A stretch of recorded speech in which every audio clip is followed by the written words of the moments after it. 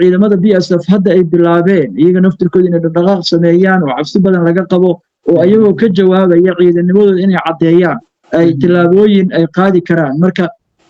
in Puntland maanta ku dhiirato inaysan jirin wax ciidamo oo la yiraahdo BSF iyo inaysan jirin wax ciidamo oo la yiraahdo danab iyo qaybaha kale ciidamada waxay qayb ka noqon doontaa xaaladda cakiran ee deegaanada Puntland waxayna meesha ka saaraysaa rajooyin badan oo la qabay oo ahaa in xiisadahan ay mar uun soo dhamaadaan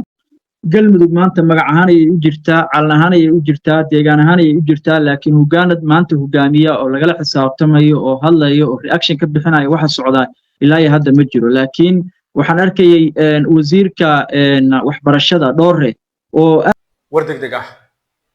maamulka Puntland ayaa u muuqda markan in si toos ah dowladda federaalka Soomaaliya ay weerar iyo dagaal ballaaran ugu qaaday kadib markii maanta kulan xasaasi ah oo albaabada ay u xiran yihiin magaalada Muqdisho ay ku yeesheen xubno siyaasiyiin mucaarad ku ah Siciid Cabdullaahi Dani saraakiil ciidan oo xilalka haysta dowladda federaalka iyo wasiirro ka soo jeeda maamulka Puntland oo ka tirsan wasiirrada xukuumadda federaalka Soomaaliya haddaba kulankaasi maxaa looga hadlay maxaa ka soo baxay faahfaahinta ayaan kugu siin doonaa maxay tahay qodobada adag ee madaxweyne xasan uu miiska u soo saaray xubnaha mucaaradka ee ka soo jeeda deegaanada Puntland soo dhawow daawade muuqaalka like saar aragtidaada qaybta faallada ee commentiga ku dhiibo reer Puntland ma ka guuleysan doonaan damaca guracan ee xasan sheekh maxamuud uu ku doonayo in dowladnimadooda uu ku burburiyo mandiqadana uu kaga dhigo mid markaasi amniga iyo deganaanshiyaha iyo dowladnimada gabi ahaanba laga burburiyay qaybta faallada ku dhiibo aragtidaada xagaan kulan xasaasi ah oo albaabada u xiran yihiin maanta Muqdisho waxa ku yeeshay madaxweyne xasan oo isugu yeeray dhammaan xubnaha xilalka ka haya xukuumaddiisa oo isugu jira golaha wasiirrada iyo saraakiil ciidan iyo siyaasiyiin ka soo jeeda gobolada bari iyo sidoo kale nugaal laba siyaasi oo ka soo kala jeeda bari iyo nugaal ayaa kulanka goobjoog ka ahaa waxaana ila markaasi ka mid ah goobjoogayaasha kulanka waxay noo xaqiijiyeen in madaxweyne xasan uu qodobo xasaasi ah uu miiska u soo saaray isla markaana uu ka damacsan yahay in jiritaanka Puntland meesha looga saaro si aynu wax badan ugu ogaano haddaba arrimihii ugu dambeeyay waxaan ka wareystay Jamaal oo si dhow ula socday gudaha xaaladaha Puntland iyo kulankii maanta dhaxmaray madaxda filla Soomaaliya iyo xubnaha mucaaradka ku ah Siciid Cabdullaahi Dani Jamaal soo dhawow waan kaaga mahad celinayaa waa sidee xaaladda Puntland maxaa ka soo kordhay saacadihii ugu dambeeyay ee dhaqdhaqaaqyadii halkaasi ka socday si la mid ah kulankii maanta Muqdisho ku dhaxmaray xasan sheekh maxamuud iyo mucaaradka Puntland maxaa looga hadlay mawlidow aad baad u mahadsan tahay markaan si guud uga hadalno waxa ka soo kordhay xaaladihii ugu dambeeyay deegaanada Puntland waxaad ogtahay in maalmihii ugu dambeeyaba khilaafka u muuqda inuu aad u sii xoogeysanayo ee u dhaxeeya dowladda Soomaaliya iyo maamulka Puntland inuu marayo heer aad u xun oo xasaasiya sidoo kalena arrintaas ay saameyn ku yeelatay gudaha wada noolaanshaha iyo wada jiritaanka bulshaweynta reer Puntland marka laga hadlayo mas'uuliyiintooda iyo sidoo kale saraakiishii kala hogaaminaysay ciidamada reer Puntland ee deegaanadaasi ku sugnaa oo muddooyinka ugu dambeeyay waxaa jiray kala sooc badan oo la dareemayo iyo kala fogaansho soo kala dhexgelayay ciidamada iyo sidoo kale mas'uuliyiinta deegaanka waxayna arrintaasi had iyo jeer u muuqatay mid saacadda ka dambaysa saameynteeda aad u sii badanaysay waxaad ogeed dagaal ka dhacay gudaha ama banaanka hore ee magaalada Boosaaso oo sababay dhibaato soo kala gaartay ciidamada BSF waxa ka dambeeyay inay warqado cad soo saareen oo warqad la soo saaray lagu qeexayo in ciidan la yiraahdo BSF oo deegaanka ka jirin maamulkii galmudug iyo sidoo kale maamulka Puntland ay suurtagal tahay sida marka la eego warqad ay soo saareen inay xiisad ka dhex qaraxdo oo cabsi weyn ayaa la qabaa intaas waxa dheer inay amniga ay ciidamada BSF hadda ay bilaabeen iyaga naftirkooda inay dhaqdhaqaaq sameeyaan oo cabsi badan laga qabo oo ayagoo ka jawaabaya ciidanimadooda inay cadeeyaan ay tilaabooyin ay qaadi karaan marka in Puntland maanta ku dhiirato inaysan jirin wax ciidamo oo la yiraahdo BSF iyo inaysan jirin wax ciidamo oo la yiraahdo danab iyo qaybaha kale ciidamada waxay qayb ka noqon doontaa xaaladda cakiran ee deegaanada Puntland waxayna meesha ka saaraysaa rajooyin badan oo la qabay oo ahaa in xiisadahan ay mar uun soo dhamaadaan mid kale waxaad moodaa maamulka Siciid Dani inay sabab doonayeen in mashruuc soo xirmo oo maalin kasta iyo waa soo baryaba mashruuc cusub iyo go'aan cusub iyo arrin la yaab leh oo dadku ay la faragajacaan ayaa soo bixaysa waxyaabaha la yaab kale oo aad dadka reer Puntland ay maanta u hadlayeen waxay tahay in ciidanimadooda iyo jiritaankooda guud ahaanba la dafiray lana inkiray ciidamadii BSF oo ogtahay howlgalladii ay soo galeen iyo shaqooyinka ay soo qabteen iyo siday ciidamada lafdhabar ugu ahaayeen in arrintaasi hadda soo baxayso muujinaysa in ciidan ahaantooda guud ahaanba ay maamulka u dafiray ay ka tirsanaayeen hore ciidankaas waxa ugu dhacay in mushaaraadkii laga jaray dhowr maalin ka hor waa la weeraray waxa laga qaatay hub iyo ciidamada laga qaatay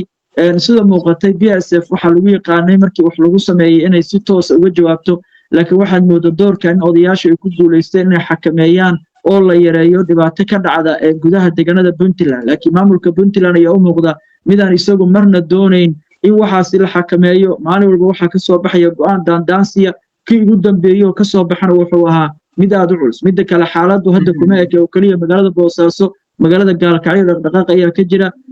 siyaasiyiin reer Galmudug ayaa ka hadlay arrintan oo dareen aad u adag ka muujinaya odayaashii mudug fariin ay hadba dirayaan oo leeyihiin war xaaladda sidaan loo dhaamo marka waxaad moodaa odayaashii Puntland inay daaleen haday yihiin kuwa mudug jooga kuwa nugaal jooga kuwa bari jooga maamulkiina maalin walba yihiin kuwa u caaboon inay go'aan cusub soo saaraan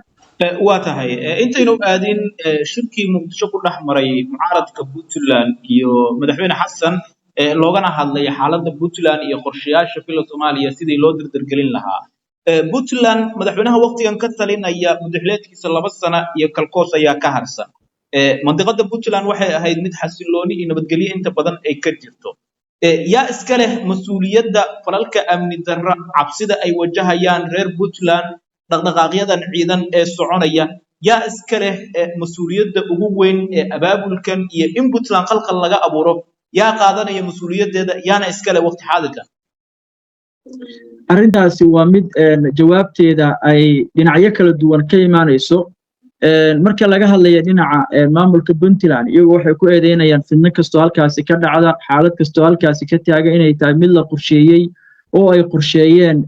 villa Soomaaliya madaxweyne Xasan Sheekh iyo ra'iisul wasaare Xamse oo doonaya inay baabi'iyaan maamulka Puntland halka inta kale bulshadu ay aad u eedeynayaan Saciid Cabdilaahi Dani inuu arrintan ka dambeeyo oo uu doonayo Puntland inuu ay laba mid u noqoto Puntland baaba'ada oo ama ay noqoto Puntland isaga gacanta ugu jirta marka waxaad moodaa in xaaladdu ay u muuqato mid aan la oran karin qoladaas ayaa gaar uga dambaysa laakiin arrinta xusidda mudana waxay tahay fariimaha wax kala geynaya oo xaaladda cusub sii hurinaya laba jaha unbay ka imaan karaan waa midda koobaad waxay ka imaan karaan Puntland waa midda labaad inay fariimo ka yimaadaan dhinaca villa Soomaaliya waxaad moodaa arrinteeda inay u socoto si qarsoodi ah oo hoose loo wado oo si hoose loo karinayo laakiin cidda hadba banaanka imaanaysa oo xogtii banaanka u soo saaraysa oo dokumentiyadii soo saaraysa waa Puntland dhinaca kalena dadka u jawaabayay waa saraakiishii iyo dadkii maamulka horooga mid ahaa maantana waxay maraysaa in ayaga dhexdoodii ay is-inkirayaan oo saraakiishii deegaanka oo la yaqaanay oo deegaanka caanka ah oo dadka moogtahay mararka qaar waxaa lagu maamaha been haddaad sheegayso been walba aan lagula oqon inaad sheegto oo lagala warqabin ayaa ku wanaagsan laakiin Saciidan inuu u bareero been ay caddahay inuu ujeeddo ka leeyahay inuu si gaar ugu raadsanayo qolo gaar inuu si gaar ugu raadsanayo reero gaar inuu si gaar ugu baabi'inayo ciidamo gaar waa wax aan marnaba la xamili karin macnaha waana xaaladda maanta ka taagan deegaanada maamulka Puntland waa tahay haddii dhanka Galmudug aynu fiirino adoo soo koobaya saaka Puntland warqad ayaa ka soo baxday maamulka Galmudug loogu baaqayo in ay ka waantoobaan garoomadooda in loo adeegsado meelo la soo mariyo hubka iyo maleeshiyaadka la doonayo in Puntland lagu weeraro ama lagu burburiyo sida markaasi maamulka Puntland uu hadalka u dhigay Galmudug ilaa hadda ma ka jawaabeen madaxda ugu sarreysa maamulkaasi warqadda ka soo baxday maamulka Puntland ee loogu baaqayay inay xakameeyaan garoomadooda aysan noqonin marin la soo mariyo hub iyo ciidan Puntland lagu weerarayo Galmudug maanta magac ahaan ay u jirtaa calan ahaan ay u jirtaa deegaan ahaan ay u jirtaa laakiin hogaanad maanta hogaamiya oo lagala xisaabtamayo oo hadlayo oo reaction ka bixinayo waxa socda ilaa hadda ma jiro laakiin waxaan arkayay wasiirka waxbarashada Dhoore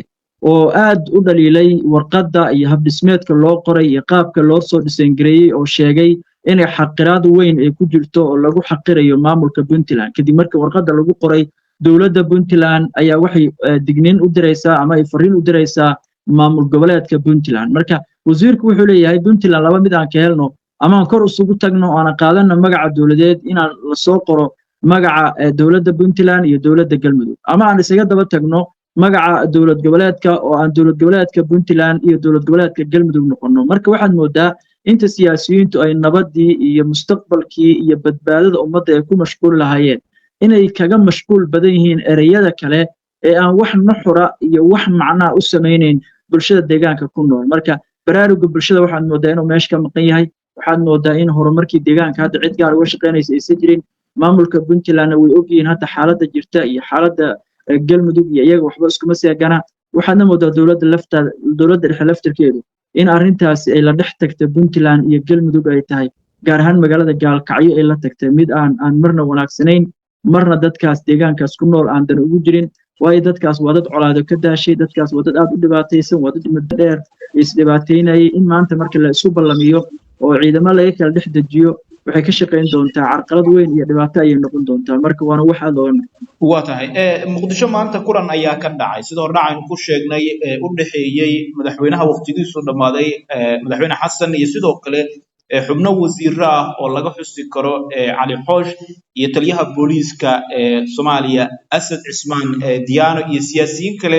oo si gaar ah markaasi loo sheegay inay uga soo jeedaan gobolada Bari iyo Nugaal kulankaas xubno badan ka qayb galay oo reer Puntland ah oo mucaarad ku ah Saciid Cabdullaahi Deni isla markaana madaxweyne xasan horay dhaqaale iyo hubba uga qaatay sidii ay dagaal ula gali lahaayeen madaxweyne Saciid Cabdullaahi Deni maxaa kulankaas ka soo baxay maxayse tahay qodobada uu madaxweyne xasan sheekh maxamuud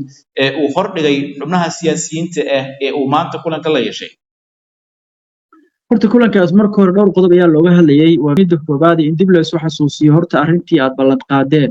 oo xubnaha siyaasiyiinta ayaa la weydiiyey wixii aad ballan qaadeen maxaad ka qabateen arrinta Puntland waa maxay waxa hadda aad is leedihiin waa laga qaban karaa General Jimcaale oo ahaa shakhsiga aad ka shaqayseen oo aad sheegteen inay muhiim tahay in loo magacaabo taliyaha qaybta 54aad ilaa haddana wax isbedela oo deegaankii ka soo kordhay ma jiro sidee baad wax u rabtiin waxyaabaha koobaad oo horta la isweydiiyay ay hadda laftigood siyaasiyiintu aysan weli sabrin oo ay mar kale doonayaan in dowladdii budget hor leh iyo qarashaad hor leh ay kaga qaadaan howlgallo ay sheegeen inay ku doorayaan inay mar kale arrinta Puntland ay wax kaga qabtaan waxaadna moodaa hadda dowladdu Mawlidow inay soo jeesatay dhowr maalin ka hor waxaa xoga la helay sheegayeen in xafiiska ra'iisul wasaaruhu oo si toos ugula xisaabtamay Cabdirashiid Janan oo ka mid ahaa saraakiisha hay'adda nabad-sugidda oo wax laga weydiiyey waxqabadkii looga baahnaa iyo waxa uu ka qabtay kadib markii caddaatay inuusan waxba ka qabanna aakhirkii door biday inuu isaga haro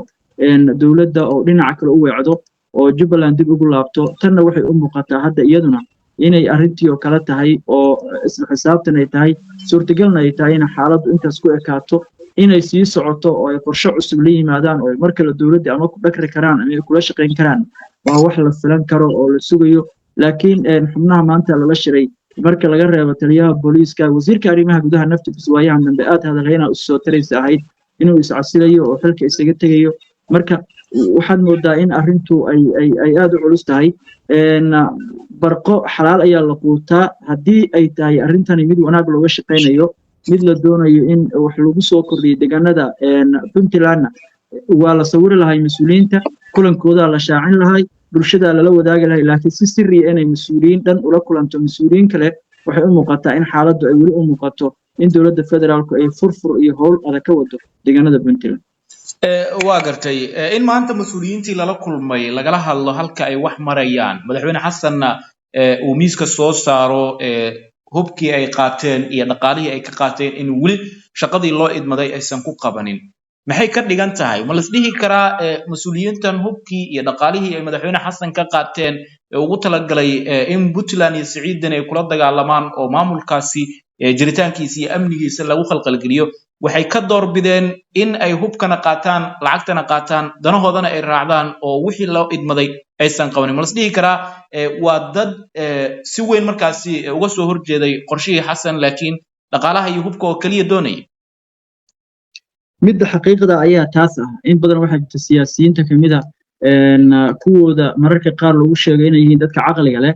ayaa dadkani siyaasiyiinta ahi lacagaha badan bixinaya iyagu markaas doonaya inay ama deegaan ku dumiyaan ama dad ku dumiyaan ama ciidan ku dumiyaan ama ay ku kala furfuraan ayay inta badan qarashaadka ka qaataan kadibna ma jirto wax ficil intaas ka baxsana oo lagu qabto marka waxaad moodaa in ay dhagartaasi siyaasiyiintu ay samaynayeen ay si adag dowladdu dabinkaas ugu dhacday haddana aysan fursad ay uga bixi karto aysan jirin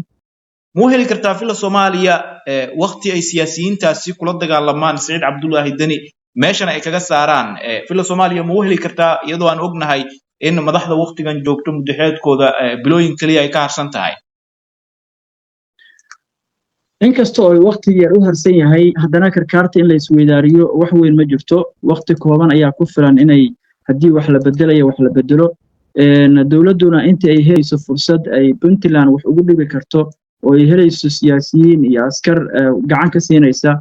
sida laga cabsi qabo waxay tahay inay arrintaas sii wadi doonaan oo ay sii taageeri doonaan waayo haddii maanta ay joojiyaan taageerada ay siinayaan